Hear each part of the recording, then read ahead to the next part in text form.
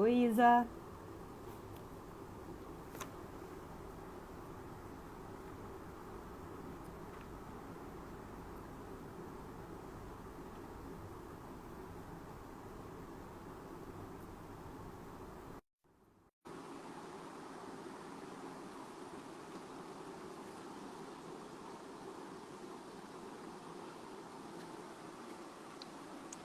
Aí, Ludmila, Oi, Sérgio. tudo bom? Tudo bem? A Rosa aí já tá conectada. É, tá chegando o pessoal aí, eu tô conseguindo acompanhar. Tá vendo?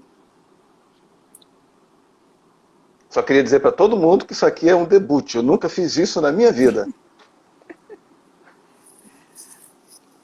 Deixa eu fechar a porta aqui. Tá. Esperar um pouquinho o pessoal entrar, Não, pra gente claro. começar.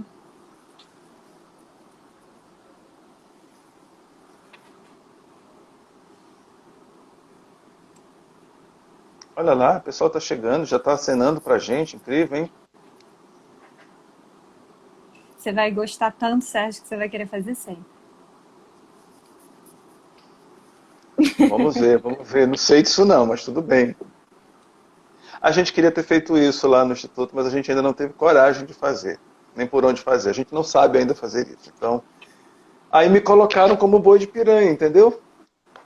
Então, assim, aí, assim, aceito o convite da Ludmilla, assim, vai lá e aceita o convite da Ludmilla. Sei como é quando colocam a gente de boi de piranha.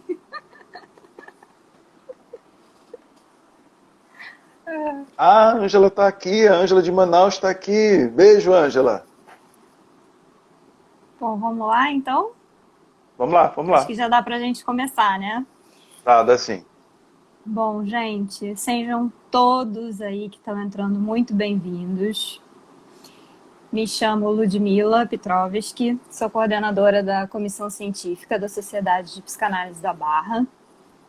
Hoje a gente está fazendo a nossa segunda live. A ideia é que a gente faça sempre, né? Na medida que a gente está nesse momento de pandemia, a gente não pode fazer os nossos encontros presenciais que a gente costuma fazer na Travessa. Agora a gente está fazendo esses encontros via live, né? Mas eu acredito que mesmo que a gente retorne os encontros presenciais, esses encontros online eu acho que vão se manter durante um tempo, né? E Sim. hoje o convidado, para mim, é super especial. Sérgio é meu parceiro de orientações e vidas psicanalíticas. Sérgio foi meu co-orientador de doutorado. Sem ele, eu acho que eu não teria terminado meu doutorado, inclusive. Então, é um momento muito especial, é um convite muito especial. Até porque inaugura uma parceria aqui entre a sociedade e o Instituto Nebulosa, que eu espero que seja uma parceria muito profícua, né? Que renda Uhum. muitos filhos férteis, uma fertilidade e renda muitos filhos para nós, tá? O Sérgio, vou fazer uma breve apresentação dele. Ele é psicanalista, tá? Psicólogo, né? Psicanalista. O Sérgio é doutor em psicologia clínica pela PUC-Rio. É membro efetivo do Círculo Psicanalítico do Rio de Janeiro e é coordenador do Instituto Nebulosa Marginal, que também durante esse período, assim como a sociedade está fazendo alguns cursos online, né, Sérgio? Talvez até você possa explicar um Exato. pouco melhor, porque inclusive os Sim. cursos do Nebulosa estão com esse objetivo também de ajudar algumas instituições, né? Então estão com alguns cursos com valor social. Então depois você pode até explicar um pouquinho melhor, você pode usar esse Uhum. espaço para isso.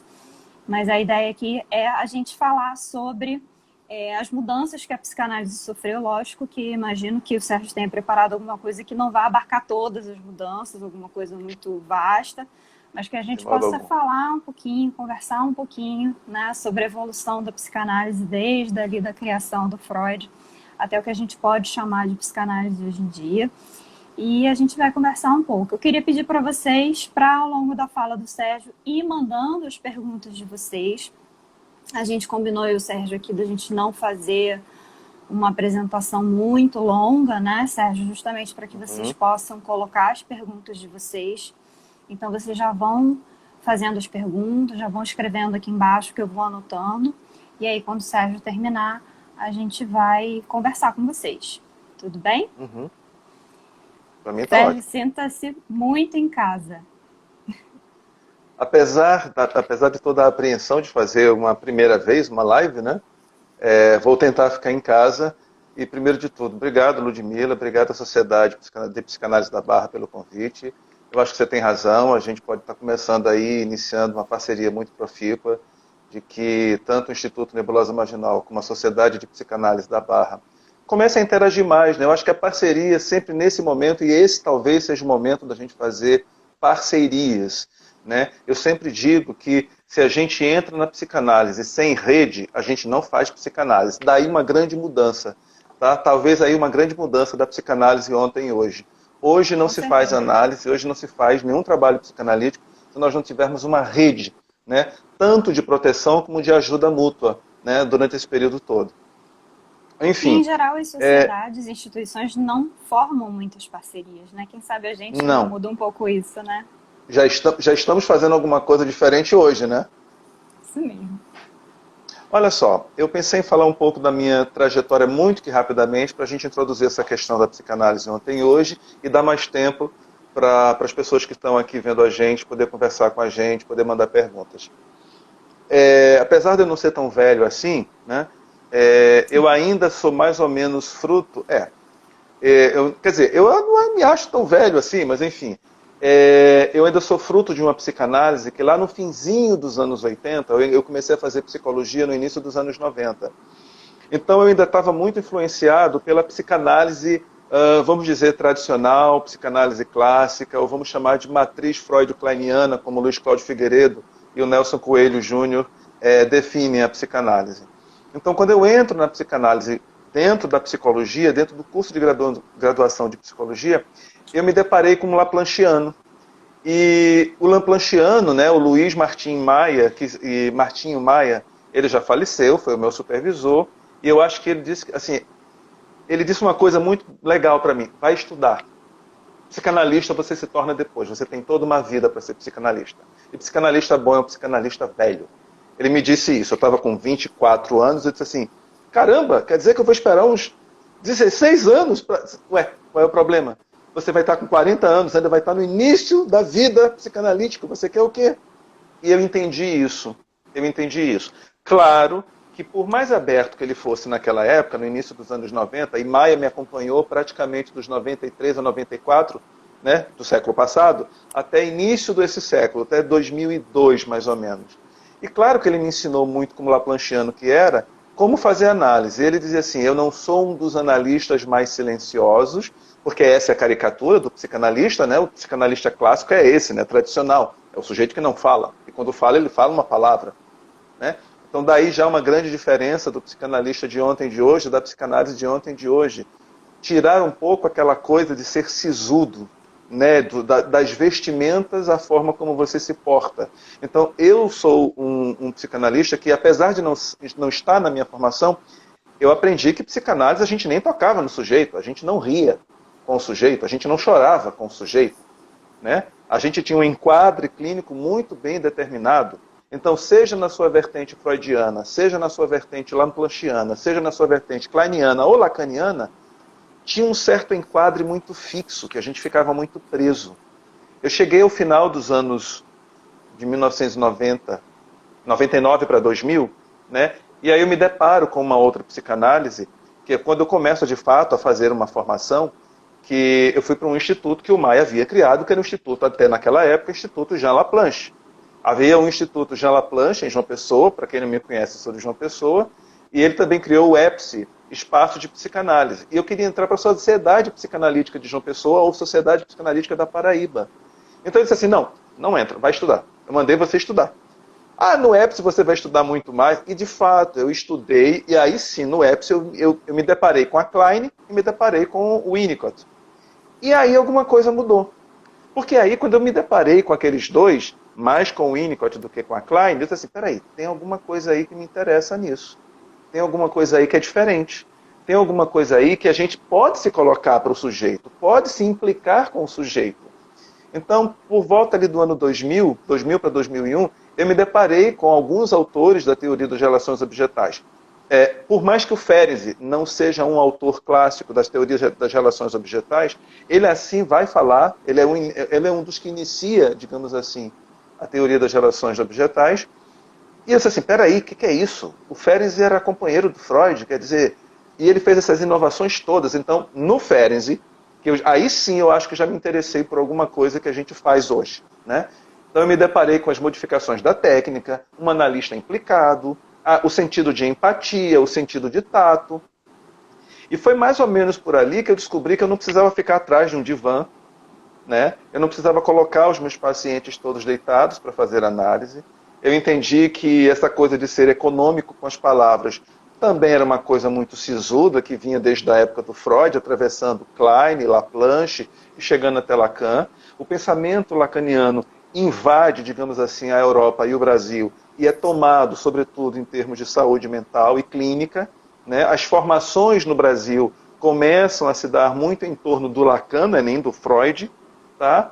E aí a gente tem toda uma formação de analistas que vieram, ora do Lacan, ora da Klein, que são aqueles psicanalistas mais tradicionais que o Luiz Cláudio Figueiredo e o Nelson chamam de matriz freud-kleiniana.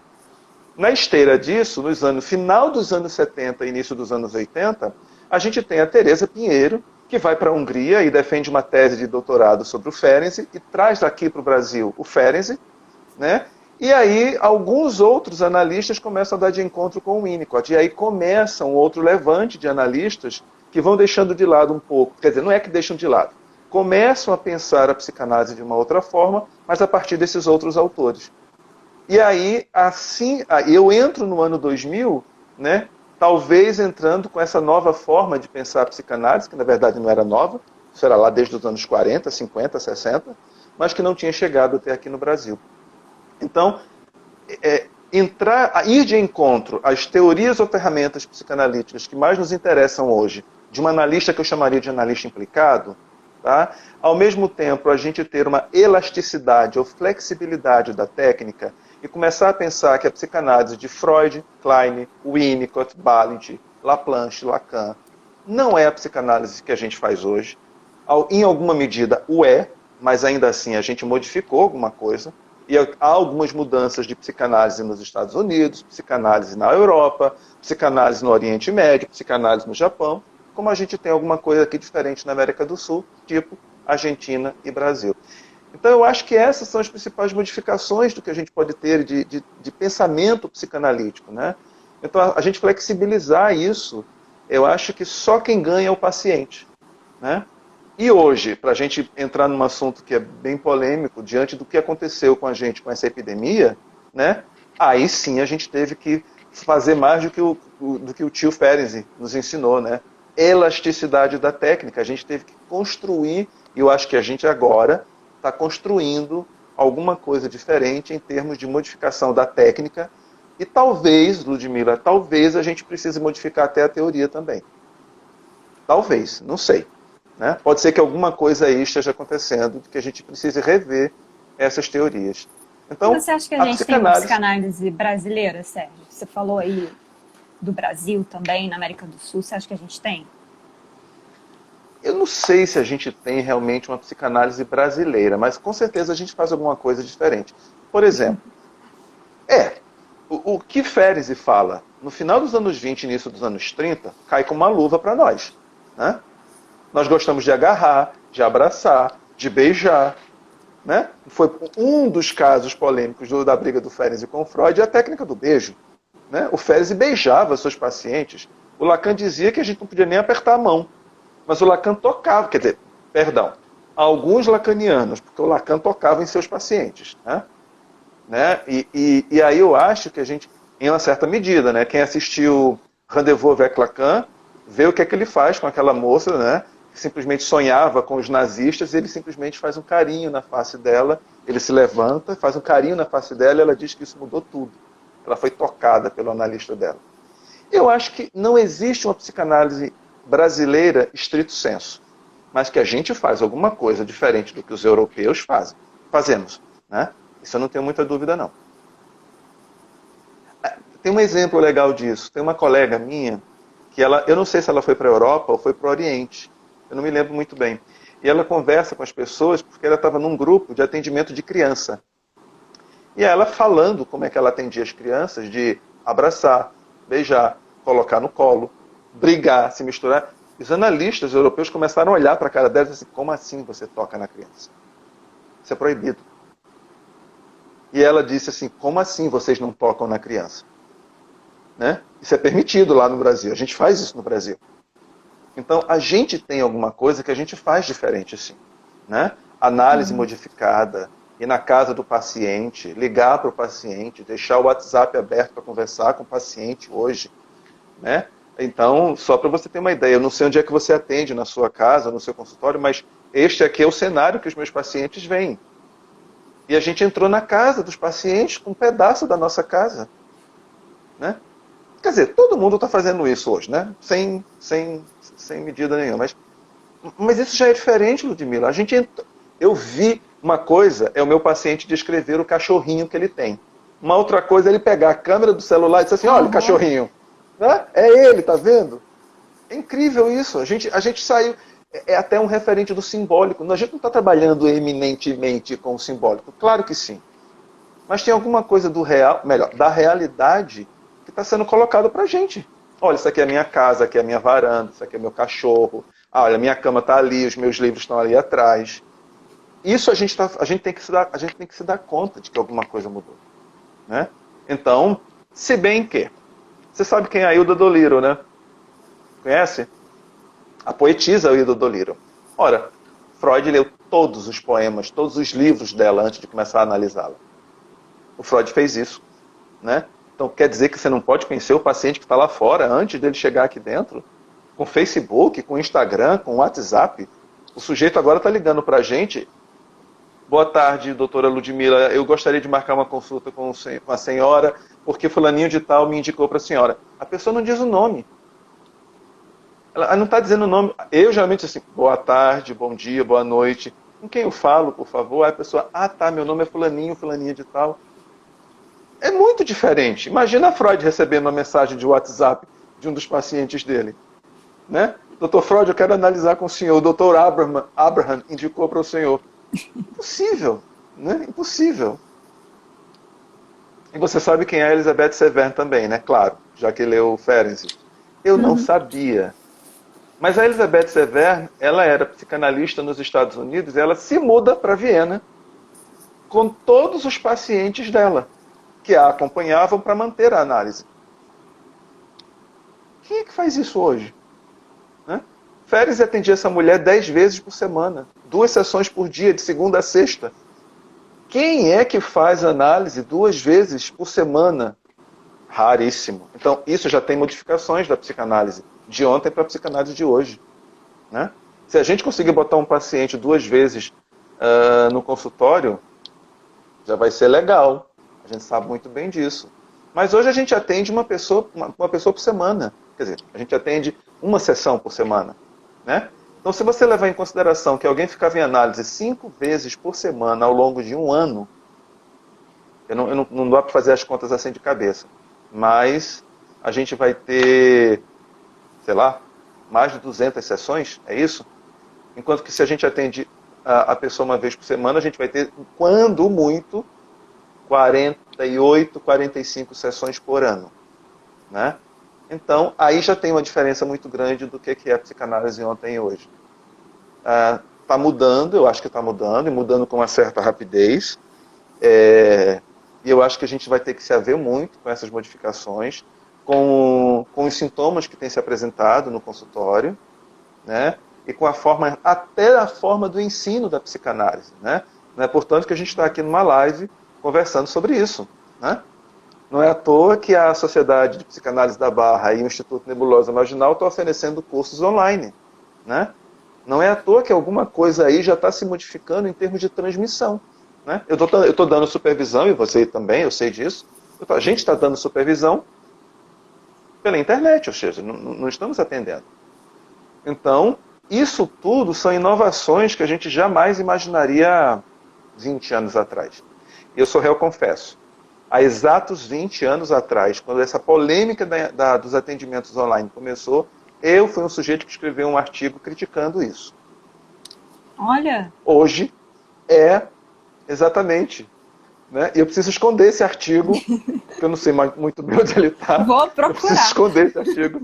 Não, eu desdigo tudo que eu disse naquele artigo. Tô que nem papai Freud. Eu desdigo tudo que eu falei naquele artigo. É sério. Modifiquei e acho que eu preciso reescrever sobre isso. Né? Porque não é mais a mesma coisa. Sinceramente, não é mais a mesma coisa. E aí eu não sei o que é que o público acha, né? Do que é que eles estão vivenciando, mas é possível identificação projetiva online, é possível terceiro analítico online, é É possível possível reverie online, regressão regressão, online. exatamente. Regressão, exatamente, é possível regressão e associação, interpretação, etc., porque isso fica, isso permanece. Né? Então, eu perdi alguns pacientes há 4 anos atrás, porque alguns deles queriam começar uma análise, porque viajaram para a Europa. Ah, eu queria continuar com você. Eu digo, não atendo assim. Não atendo assim. Umas 4 pessoas, mais ou menos. Hoje, não tenho nem o que falar, né? Hoje eu estou mordendo a minha língua e dizendo assim, eu não tenho como não aceitar. Né? Porque como uma pessoa está procurando ajuda, recebe uma indicação minha, o recurso é esse e a gente não vai atender. Eu acho que Agora isso já... deixa eu te Pode falar. perguntar uma coisa, Sérgio. Qual você acha que é o ponto motivador da mudança da técnica psicanalítica? É o paciente? É a cultura? É o próprio teórico analista? Onde você acha que está o ponto que gera a mudança? Ou tudo isso, Eu né? acho que é, eu acho que é tudo isso. Eu acho que é tudo isso. Né? Antes dessa epidemia, eu atendia 4 ou 5 pessoas online no meio dos atendimentos presenciais. Né? Assim, a cultura promoveu alguma coisa. Né? As mudanças que a gente tem vivido na sociedade promoveu alguma coisa. Os O sintomas, né? tempo, A mudança nos os sintomas. sintomas, mudança nos sintomas, né? A gente hoje, a gente brinca dizendo assim, para conseguir um histérica ou histérico, para não ser tão misógino, ou para conseguir um neurótico, né? Hoje a gente faz isso, a gente sua, né? Para conseguir. Mas eles existem, né? Eles existem, né? Pelos que lá sai, eles existem, né? Então, algumas pessoas que eu atendo presencialmente, antes da epidemia, como moravam muito longe, disseram assim, Sérgio, você não podia me atender hoje online não, porque assim, eu não vou conseguir ir para aí, tá chovendo. E eu atendia, né? No meu consultório, ligava o celular, ou ligava o tablet, o computador e atendia. Né? Então, assim, eu acho que tem uma diferença também. A gente precisa se abrir. E analista que fica preso no tempo e no espaço, me desculpa, não é analista. Né? A gente precisa se abrir. Né? Claro que não é uma coisa assim, tipo oba-oba. Né? A gente precisa se abrir para alguma coisa, né, de novidade. Vou dar um exemplo, né? Não quero colocar isso em questão. Mas, enfim, até 10 anos atrás, o que nós entendíamos por transexualidade, ainda pelo viés psicanalítico, dava-se no âmbito da psicose. Quem é que hoje, psicanalista, se arvora a dizer que tem transexuais psicóticos? Ou a transexualidade seja uma psicose? Não. Tem transexuais psicóticos, tem neuróticos, tem border, tem transexuais histéricos, obsessivos, fóbicos. Né? Então, os sintomas mudaram, a sociedade mudou, o tempo mudou, as tecnologias mudaram, né? Atendendo, por exemplo, pelo celular, a gente atendendo somente com a voz. Não, mas a gente jamais pensaria fazer isso. Mas a gente faz hoje. E eu acho que isso é uma coisa que a gente precisa prestar atenção. Se eu fico refém da técnica, o que importa mais é a técnica ou a teoria do que o paciente. Se eu fico a favor do paciente, só ele tem a ganhar com isso. Então, eu não sei se você já me ouviu falar sobre isso.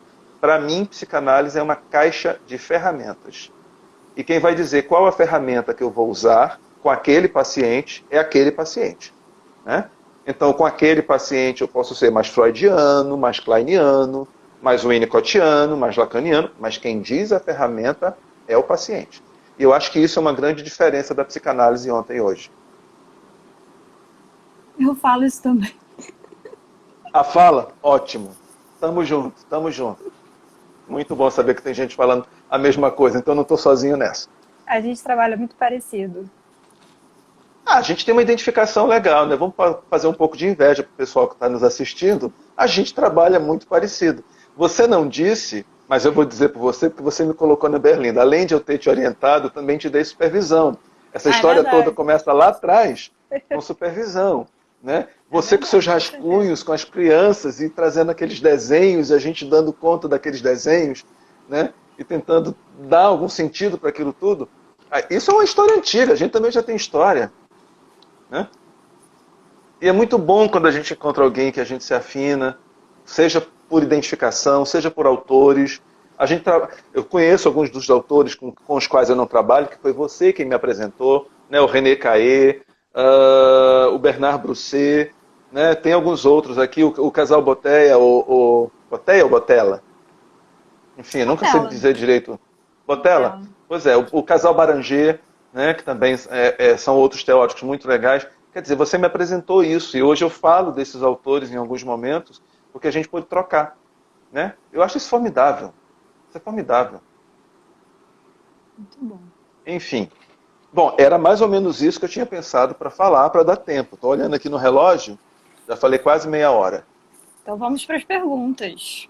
Vamos para as perguntas. Vamos lá. Bom, a primeira pergunta que mandaram antes da gente começar a live é em relação à psicose, Sérgio, que eu acho muito legal realmente a gente pensar, até porque acho que a psicose é uma coisa que está sempre interrogando a psicanálise, né? Foi a Luara, ela perguntou em relação ao manejo da psicose, como é que o analista deve se colocar em relação à psicose. Aí a gente vai ter que pensar um pouco sobre qual perspectiva a gente está trabalhando com a psicose. Né? Então, se eu tenho uma perspectiva mais tradicional de trabalho com a psicose, de entender como é que se constitui a psicose, meu trabalho é um. Se eu entendo, por exemplo, a psicose por autores como Ferenczi, Valent, Winnicott, Massoud Khan, Bolas, que são os vertentes, com exceção do Ferenczi, da escola inglesa, eu vou fazer outra coisa completamente diferente. Eu acompanhei pessoalmente na minha clínica e, para quem não sabe, eu dei supervisão quase 10 anos na divisão de psicologia aplicada da UFRJ. E claramente a gente atendia muitos psicóticos na equipe. Então, eu tinha uma equipe de aproximadamente 18, 15, 18 pessoas, que depois foi diminuindo para cerca de 12, 14. Imagina cada um deles atendendo 4 pessoas por semana. Né? Então você multiplica isso, né? 15 vezes 4, 60, uma média. 60 pacientes que a gente tinha que dar supervisão. E aí, a grande dificuldade era como eu manejo. Eu disse assim, bom, vamos trabalhar com regressão à dependência, entendendo isso a partir de alguns autores. Ferenczi, Valent e Winnicott. E aí, o manejo da psicose é trabalho nas necessidades, no cuidado. Né? Então, assim, é uma análise modificada, né? De você se oferecer para o paciente e de que, pelo menos, os resultados que nós tivemos foram, eu não vou dizer impressionantes, porque eu digo assim, vocês não acreditaram que isso era possível? Está aí o paciente melhorando, né? Está com abertura para ouvir o paciente, dar limites ao paciente, né? Ter uma abertura, por exemplo, como eu já atendi alguns pacientes que chegaram na sessão fedendo muito, e você suportar o fedor do paciente. Tá? E aí, Contardo Caligares é fantástico. Né? Você conhece o livro Cartas a um Jovem Terapeuta do Contardo. E o Contardo diz assim, como é que eu sei que eu vou ser um bom terapeuta? Ele diz assim, então você vai atender um psicótico, talvez que ele pode feder, vá conversar com uma pessoa de rua, né? Vai conversar com uma prostituta, vai conversar com um garoto de programa, vai conversar com um morador de rua. Se você suportar falar com ele durante 1 hora, sem interrompê-lo, e sem fazer pré-julgamentos, talvez você seja um bom terapeuta. Então, trabalhar com psicose hoje, eu acho que é disso que se trata, né? Nada de coisas mentais com o psicótico, mas ouvi-lo, acompanhar e, às vezes, até entrar na dinâmica do pensamento dele, né? Mas, sobretudo, fazer alguma coisa que é isso que a gente chama de regressão à dependência. Isso. Eu vou aproveitar, eu vou pular para a última pergunta que entrou, porque é sobre isso. A Márcia Medina está perguntando sobre o atendimento online com esquizofrenia, né? Com psicose para psicanálise. Exato. Não sei se você está tendo alguma experiência nesse sentido, ou supervisionando alguém que você possa falar sobre. Eu atendo uma pessoa que é um psicótico mais leve, tá? Eu acho que é da ordem da esquizofrenia. Eu conheço a Márcia faz supervisão comigo. Daí talvez ela tenha perguntado, porque ela também tem pacientes, provavelmente psicóticos, que está fazendo atendimento online. Eu acho que é muito mais duro, é muito mais difícil. Tá? Às vezes eu fico... eu não sei mais o que fazer, mas às vezes a gente precisa ter certeza de que isso é o que ele precisa. Né? Então, dar uma escuta para alguém em sofrimento psíquico dessa ordem, tá? É aquilo que eu falei no início da live. Rede. A gente precisa ter rede. Né? Então, a gente precisa ter a rede do psiquiatra, a gente precisa ter a rede do hospital psiquiátrico, a gente precisa ter a rede da família do paciente e a gente precisa ter as nossas redes como colegas. Né? A dificuldade, eu acho que é a mesma.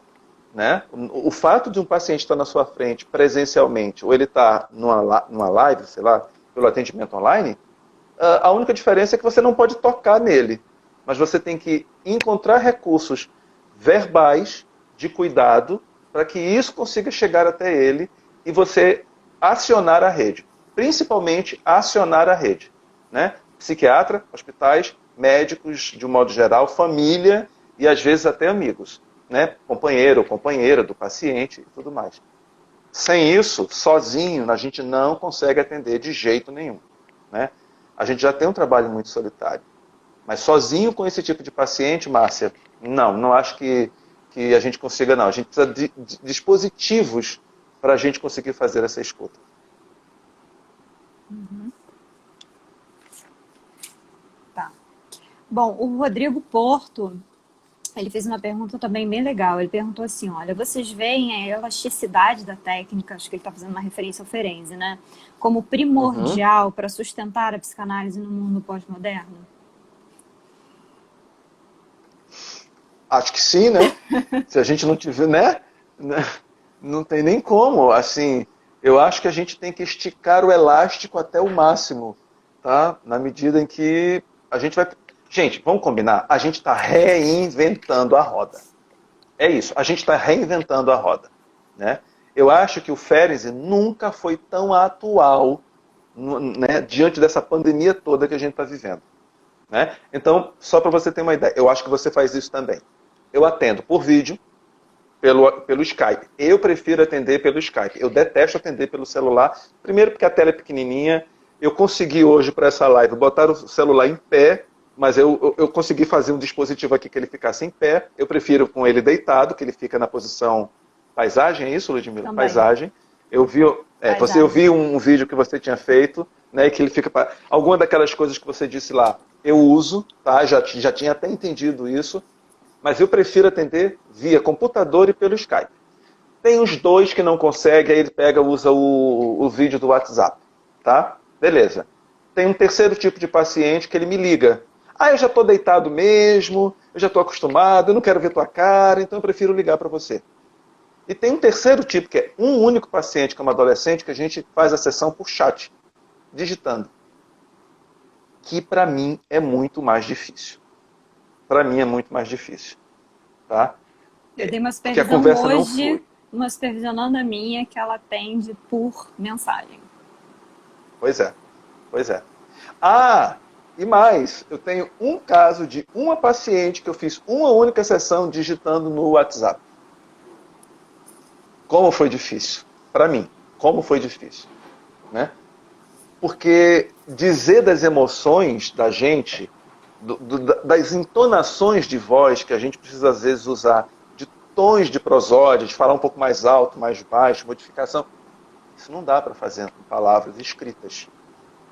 E isso já é uma modificação da técnica. Né? Como é que eu imprimo uma emoção ou um afeto com palavras se eu não estou usando voz nem tenho o meu rosto para o paciente ver? Isso já é uma modificação da técnica.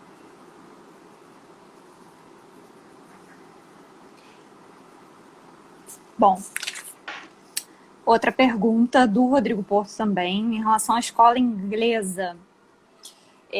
Tem na teoria, né, da escola inglesa em relação a um acolhimento, né, que ele acha que ele é necessário, um acolhimento maior, né, nesse cenário atual. Uhum. E ele perguntou se a escola clássica pode absorver esse acolhimento, né, ou se isso é incompatível, a escola clássica, a psicanálise clássica, né, com esse acolhimento, ou se é incompatível. Eu antes, vou me dirigir ao Rodrigo, que ele está ouvindo a gente então. Eu antes, Rodrigo, eu achava que seria incompatível. Assim, até por volta do final dos anos 2000, início de 2010, eu até achava que era incompatível. Depois, eu concordo em gênero, número e grau com o Luiz Cláudio Figueiredo e o Nelson Coelho Júnior, naquele livro que eles publicaram, Adoecimento Psíquico e Estratégias de Cura, que o melhor que nós poderíamos fazer, e aí eu estou dizendo isso em público para a Ludmila, porque quando eu estava orientando a tese da Ludmila, eu sou co-orientando, a gente tinha divergências de ideia e eu estava com dificuldade de entender alguma coisa da Ludmila, mas ali, Ludmila, eu acho que você me convenceu, né, também a já entender alguma coisa do que eu vou falar. Enfim, a gente não pode ficar refém de uma psicanálise tradicional e outra mais, sei lá, moderna ou contemporânea. O que é interessante é que a gente alie as duas. Então a gente só tem a ganhar. Freud não prestou atenção às contribuições da escola inglesa, que era da ordem do relacional, do espaço entre, do que está dentro, do que está fora, que é essa coisa aí da relação mesmo. Enquanto que alguns autores da escola inglesa deixou de fora a metapsicologia, o pulsional, a sexualidade. Então, não é uma coisa ou outra. O André Green diz que o objeto é revelador da pulsão, né? Ao ser revelador da pulsão, não tem como ter pulsão sem ter objeto. E, ao mesmo tempo, sem objeto, a pulsão não tem como, né, se expressar. Então, são as duas coisas juntas. Eu acho que a escola tradicional, o modelo freud-kleiniano, ou a escola clássica de psicanálise, só tem a ganhar com esses recursos da escola inglesa. Eu acho que a escola inglesa fez um grande serviço à psicanálise, contribuindo justamente com aquilo que eles têm de melhor, teoria das relações objetais, né? E eu acho que, menos o Winnicott, que ele não vai por aí, mas o Balint é um dos autores que ele não abre mão um pouquinho da metapsicologia, ele fala, apesar de tecer algumas críticas, né? Mas ele é um dos autores que mais se aproxima. O Michael Balint é um dos que mais se aproxima com relação a fazer essa costura entre o modelo freudiano, vamos dizer, da escola vienense, para a escola inglesa de psicanálise. E aí o André Green ele fecha com chave de ouro nos anos 70, aliando justamente as duas perspectivas, tanto teórica quanto clínica. Gostei da pergunta, Rodrigo. Bom, não, o Rodrigo tem feito umas participações excelentes aqui com a gente. O Roberto Maia, ele fez uma pergunta muito interessante, que na verdade não foi bem uma pergunta, foi um comentário, tá? Ele acha que seria muito interessante a gente incluir outros autores, mais autores, nas formações em psicanálise, tanto na academia quanto nas formações psicanalíticas das escolas. Ludmila está falando conosco, né? Está falando com a gente. O Roberto é um querido amigo de João Pessoa. Se você quiser, até eu posso comentar um pouco isso. Não, comenta, por favor, pode comentar. Porque esse é um projeto antigo, nossa, né? Pode comentar. Eu e o Sérgio, Roberto, a gente tem conversado muito sobre isso, porque eu, ao menos, né, eu e o Sérgio, a gente tem conversado muito sobre isso, eu tenho colocado muito isso nas reuniões que eu participo com colegas, que, assim, a psicanálise mudou, né, a forma com que a gente atende mudou, como vocês estão vendo na nossa conversa aqui, né, a sociedade mudou, mas as formações não mudaram. Né? A formação em psicanálise Exato. Parece a mesma, e a gente tem conversado muito sobre a possibilidade de repensar a formação em psicanálise, como que a gente transmite psicanálise, o que faz um psicanalista, né? Uhum. E o meu pós-doc é sobre isso, né? Eu estou estudando isso agora, supervisão em psicanálise, né? Principalmente para esses pacientes contemporâneos, né? Com excesso de angústia, com excesso de ansiedade, né? Esses pacientes com ego muito frágil, como é que a gente forma um psicanalista preparado para atender eles, né? E eu acho que realmente a gente sempre pensou numa formação clássica. Como é que a gente pensa a formação psicanalítica contemporânea, né? E isso eu e o Sérgio, a gente tem conversado muito sobre isso. É uma baita de uma questão. E pensando nisso, foi quando eu, assim, já nessas conversas que a gente tinha, né, Ludmila, que já vai de muita data, né, quer dizer, nem tanto, mas pelo menos de uns 3 anos para cá, do que eu me lembro, que eu tive a ideia do Nebulosa Marginal, do Instituto Nebulosa Marginal, que antes era um grupo de estudo, onde nós pudéssemos oferecer cursos onde a gente pudesse ver outros autores, onde a gente pudesse conhecer outras perspectivas teóricas, né? Onde pudéssemos resgatar o Sandor Ferenczi, né? O Ronald Fairbairn, o Michael Balint, o Donald Winnicott, o casal Baranger, ou Baranger, né? O casal Botella, né? A gente possa trazer o Giuseppe Civitarese, que tá muito bombando na Europa, e é um psicanalista que alguns de vocês não conhecem. Tá? Conheci, pelo menos iria conhecer pessoalmente, mas conheci a Diane Elise, que é lá dos Estados Unidos e tem uma perspectiva muito legal. Tá? Estou conhecendo alguns outros autores que é possível que a gente possa trazer enquanto curso para a gente pensar a psicanálise, né? Além do Klein, Winnicott, Massoud Khan, que eu acho que o Massoud Khan é um excelente psicanalista, apesar da vida trágica dele, mas quem não teve uma vida trágica também, né? Enfim, só para vocês que não sabem, o ano passado, as anotações do Massoud Khan foram queimadas por solicitação judicial da família do Massoud Khan, e que a IPA autorizou, né, numa reunião em julho do ano passado, autorizou queimar essas anotações. Ou seja, uma grande perda para a psicanálise. Tá? E pensarmos nos autores contemporâneos, a Anne Alvares, a Frances Tustin, o René Roussillon, o Thomas Ogden, o próprio André Green, que são autores menos privilegiados na formação de psicanálise e que a gente precisa vê-los nessas formações. Nossa, a psicanálise mudou, mas a são formação autores não. que hoje, para nossa clínica, hoje não tem como, eu acho, não lê-los, não entendê-los. Exatamente. Sérgio, deixa eu ler a pergunta da Rafaela aqui, que está sensacional, olha só. Vocês enxergam alguma vantagem ou desvantagem em vermos a nossa própria imagem no atendimento online? Tanto paciente quanto analista? Porque penso muito na importância do olhar do analista em se ver no olhar dele também. E talvez esse espelho direto da nossa própria imagem online possa ter algum efeito dentro da transferência. Muito legal essa questão, né? Muito, muito. Mas, Rafaela, né, o nome dela? Isso. Isso? Rafaela, eu particularmente não gosto de me ver, não. Eu não gosto de me ver. Porque eu tenho a sensação de que eu estou sendo gravado. Né? E eu estou sendo gravado, quer dizer, não estou sendo gravado propriamente dito, mas eu tenho uma gravação que está transmitindo a minha imagem para outra pessoa. Então eu fico, às vezes, olhando para mim e olhando para o paciente. E tem um outro detalhe. Eu vou fazer isso aqui para vocês. Eu estou olhando neste exato momento para a Ludmila. Ludmila, na minha tela do meu celular, ela está aqui em cima. Tá? Eu imagino que eu esteja ao contrário para a Ludmila, não é isso? Não, então a Ludmila está aqui embaixo. Não, mesma coisa? Então beleza. Então a Ludmila está aqui em cima. Eu não estou olhando para a câmera, né, do celular. Eu estou olhando para a Ludmila, a imagem da Ludmila. Significa que meu olhar não está cruzando com o da Ludmila. Para fazer isso, eu vou ter que olhar para a câmera do celular. E agora sim, eu olho para a câmera do celular, mas eu não consigo enxergar a Ludmila, que está aqui embaixo. Até porque se eu não botar os óculos, eu não vejo Ludmila mesmo. Né? Então, se eu olho para a câmera, o meu olhar cruza com o da Ludmila. Mas se eu desço e olho para a cara do Ludmila, da imagem, ela perde o foco. Isso não acontece mais. Isso não acontece. Então, o espelho é uma medida que a gente vai precisar entender direito que espelho é esse que a gente está usando. Né? Porque quando o paciente está olhando para o celular, é a mesma coisa. Ele não está olhando nos meus olhos. Eu não enxergo olhando nos meus olhos. Às vezes ele olha de lado, às vezes ele olha muito mais para baixo, muito mais para cima, mas o troca de olhar, não. E eu acho que eu não sei se isso é prejuízo. Em alguns momentos eu acho que é ganho. Mas noutros, eu acho que é perda sim. Porque a gente perde essa dimensão do olhar que se ver um nos olhos do outro eu acho que é importante.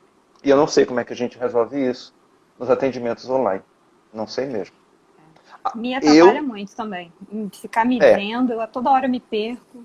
Se eu puder, às vezes, Ludmila, eu tiro. Quer dizer, quando eu estou no Skype, eu baixo para um lugar que eu não consiga me ver. Agora, se eu faço aqueles 2 ou 3 atendimentos por WhatsApp, eu não tenho como tirar a minha imagem.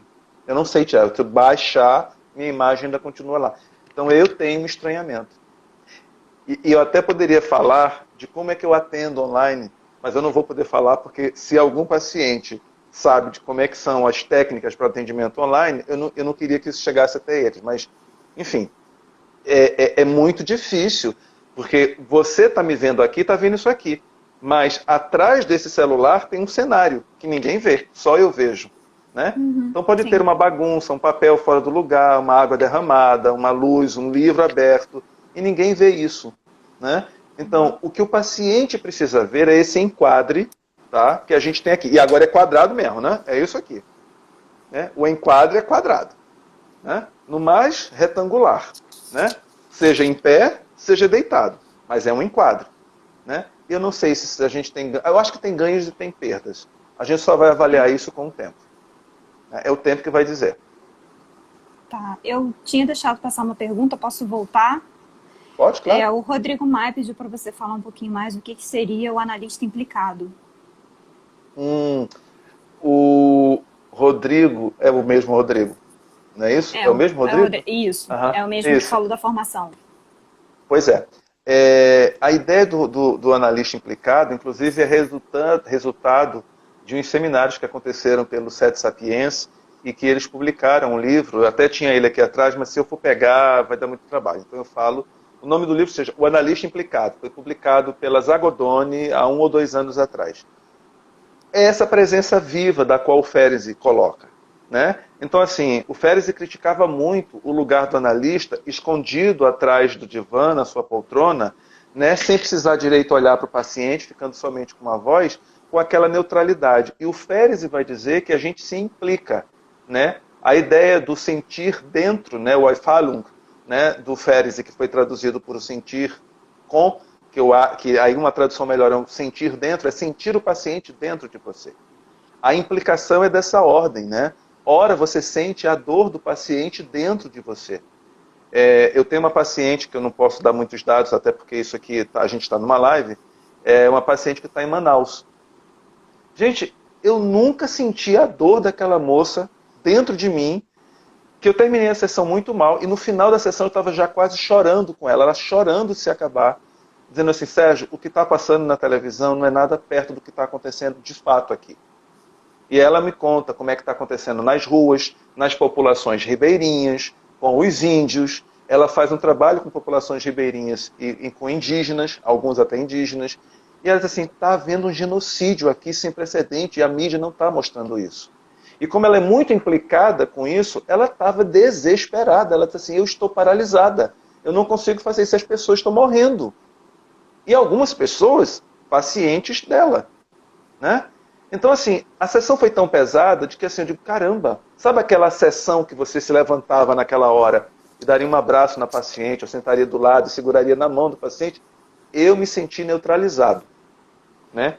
Mas então, assim, eu não me pergunte como, eu ainda consegui achar palavras para no final ela dizer assim, muito obrigado. É muito importante você estar me ouvindo nessa hora. Né?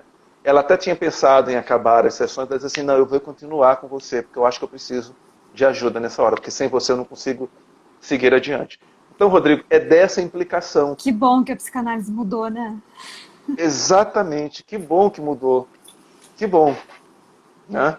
E eu acho que tem que mudar mesmo, né, Ludmila? A gente está mudando. Eu não sei para onde é que a gente vai, não. Né? Mas a gente está indo. Mas eu acho que isso tem muito a ver com... o Ferenc bate tão forte aqui dentro que a gente tem que se adaptar à demanda do paciente, né, Sérgio? E não o contrário. Muito, a gente não tem que forçar o paciente a se adaptar à nossa técnica. A gente tem que adaptar a nossa técnica ao sofrimento que o paciente precisa. Sabe o que eu ouvi de um paciente recentemente? Cara, é o Ferenc puro, entendeu? Eu vi a criança dentro do paciente gritar para mim. Ele perguntou assim para mim, Sérgio, quando é que a gente volta para a sua sala? Não, Sérgio, quando é que a gente volta para a nossa sala, hein? Eu estou sentindo falta daquela poltrona, daquelas almofadas, daquele cheirinho do consultório. Tá? Eu estou sentindo falta disso, eu não estou aguentando. Eu disse assim, a gente vai voltar. Não se preocupa não que a gente vai voltar assim. Tá? Mas ele falar do cheirinho do consultório, né, eu achei fantástico. Era o Snoopy com o seu paninho, entendeu? É dessa ordem. Eu vi um Snoopy com o seu... Snoopy não, não é o Snoopy, esqueci o nome dele, é o... Charlie Brown. Não vou lembrar não. O Charlie Brown, é um Charlie Brown com o seu paninho, né? Aquele cheirinho, quando é que eu estou sentindo falta do cheirinho do consultório? É essa implicação que eu acho que a gente tem com essa psicanálise de hoje. Olha, a Iris França perguntou assim: pós-pandemia, essa modalidade irá permanecer? A formação do analista precisa receber orientações para isso? Bom, eu acho que não é nem pós-pandemia, eu acho que já tem que ter, Durante né? a pandemia, né? É. Exatamente. Para ela que perguntou, eu não sei se eu te passei isso, a IPA, né? International Psychoanalysis Association, O ela superego do divulgou um analista. Ah. conjunto, exatamente, o superego do analista lá em cima. Ela Uhum. divulgou um conjunto de artigos sobre psicanálise online. Ah, não Então, a sabia. IPA, eu tenho isso, eu posso te mandar. Artigos que você acha, tá? E no outro momento eu te digo, se você não achar, a gente tem como achar através de um dispositivo que eu conheço, né? Acessos a sites e tudo mais. A IPA Uhum. divulgou um conjunto de artigos, de aproximadamente 40 artigos, falando e aprovando e autorizando a psicanálise online.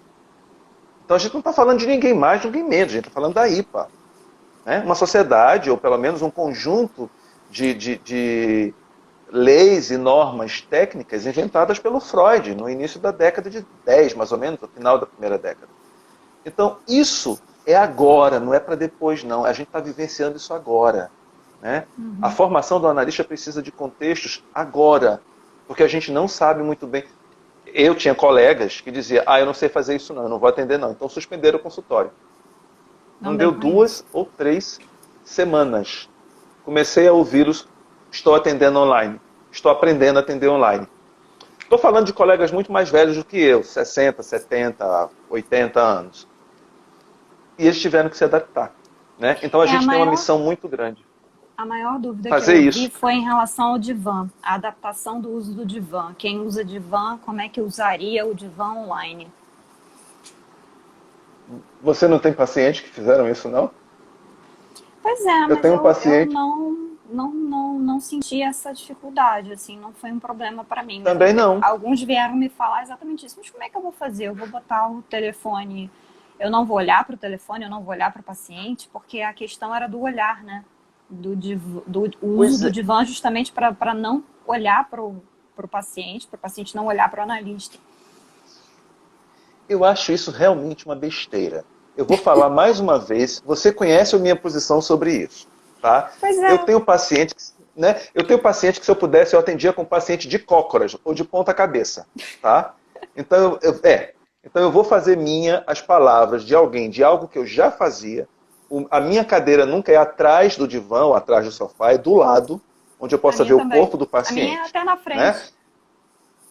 Pois é, então assim, fica nesta posição aqui, ó, assim, quase, A ou minha na também. diagonal, né? Pois bem, Uhum.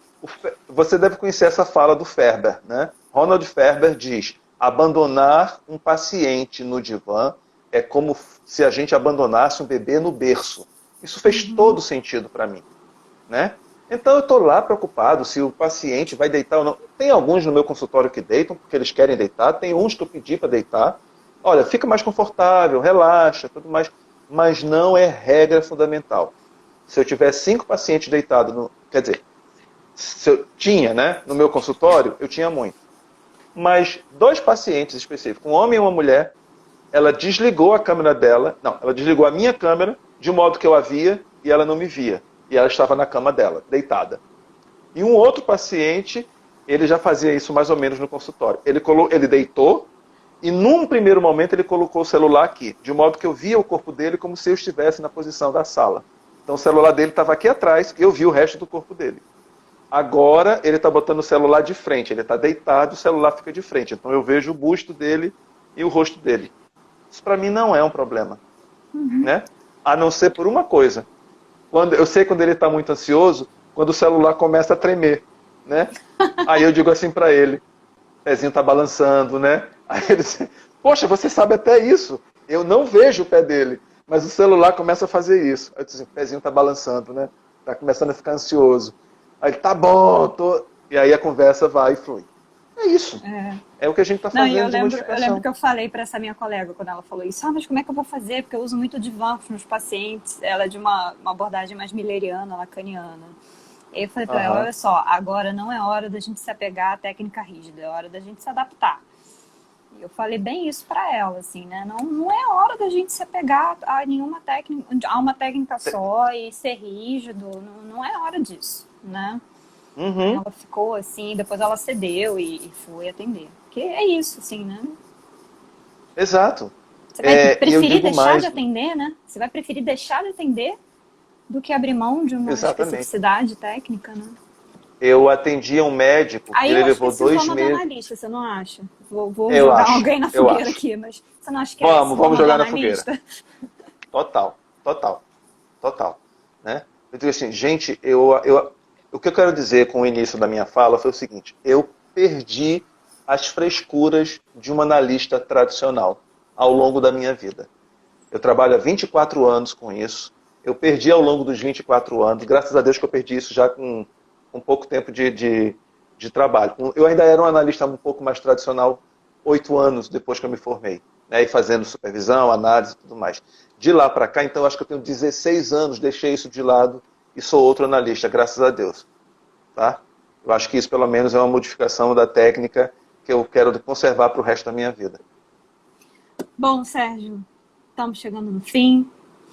Milhões de obrigadas, amei isso aqui. Foi mais E fácil aí, para mim do que eu havia gostou? imaginado.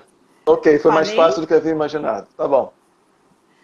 Faça pelo Nebulosa, galera. Tá Façam bom, pressão tá bom. aí no Instagram do Nebulosa. Sigam o Instagram do Nebulosa e façam pressão para o Sérgio fazer live por lá. O Nebulosa, só queria dizer que não só sou eu, tem mais gente, tá bom? Então, assim, as Claro. pessoas sintam-se convidadas para dar uma olhadinha no nosso site, vão para o site também da Psicanálise da Barra, da Sociedade da Barra. A gente está tentando fazer alguma coisa diferente, né, Ludmila, oferecendo esses cursos online, né? E está sendo muito boa a experiência. Eu acho que não só do pessoal da sociedade, como do pessoal que está indo lá para o Nebulosa. Acho que é uma Isso. experiência válida. Hoje eu vou botar no Instagram da Sociedade o curso que a Thaís Klein vai dar em junho, que vai ser sobre angústia em Lacan, Winnicott e André Green. A gente falou da André Green aqui. Quem tem interesse no autor, vai ter um curso em junho que vai falar sobre o autor. O Nebulosa também tem vários cursos em junho, gente. Por favor, vai lá dar uma olhada. Sérgio, você vai ser convidado para voltar, tá? Espero que você esteja se Tá sentindo bom? em casa de verdade. A gente adorou a sua Juro, eu tô presença em casa, aqui. Ludmila. Eu tô em casa. Ótimo. E a live vai ficar salva, tá? Para vocês assistirem em outro momento. E muito obrigada, Sérgio, de verdade. Foi muito Obrigado, bom. obrigado a você pelo convite, obrigado à Sociedade de Psicanálise da Barra pelo convite e a gente fazer essas parcerias que eu gostei muito. Pode ser que seja o início de outras e boas parcerias. Obrigado a todo mundo que estava Tomara. aqui presente conosco. Tomara. Eu acho que a mensagem que Ok? fica aí é justamente essa, né? Que bom que a psicanálise mudou, né, Sérgio? Que bom que a gente estuda outros autores, que a gente consegue se abrir para isso. E a ideia é Uhum. justamente que a psicanálise, a técnica se adapte ao paciente, né? E não o contrário. Pois é. É isso que a gente tem que levar daqui para diante, diante de tudo isso que está acontecendo. E eu vou terminar dizendo uma coisa que eu digo para os meus pacientes. Nós temos uma única missão ao final dessa pandemia e dessa quarentena: sobreviver. O Isso. resto a gente cuida depois. Isso. Era isso. Boa noite, pessoal. Um beijo para todo mundo. Um beijo, Sérgio. Boa noite para todo mundo. Beijo, Ludmila. Beijo, obrigado pelo convite. Tchau, tchau. Tchau, tchau.